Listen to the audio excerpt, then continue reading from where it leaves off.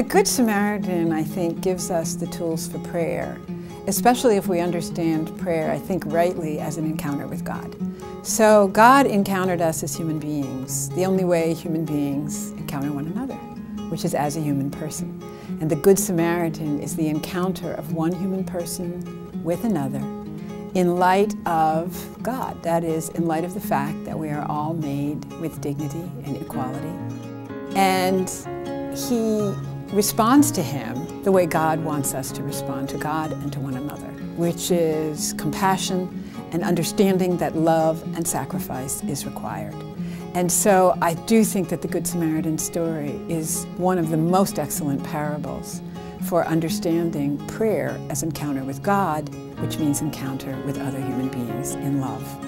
Here in the Good Samaritan parable, we're told, now when you meet other people as well, most particularly people in need, you're really encountering Jesus. And you see this person as a person like Jesus, a person like me, a person who is created.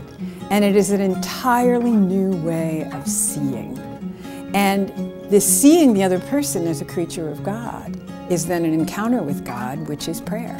You encounter people, and you're encountering different faces of God, different gifts that God has given, different beauties that He's given to different cultures, different talents to different people, and you're encountering bits and pieces all the time of God's gift to people. And then you bring that into your prayer, first of all, by remembering that God is not far from you. It gives hope to your prayer to be encountering people all the time who remind you of God's gifts to us.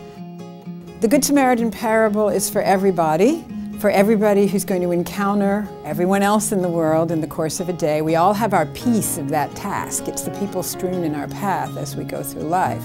But then also, it reminds us of the power of just thinking about the needs of other people in prayer.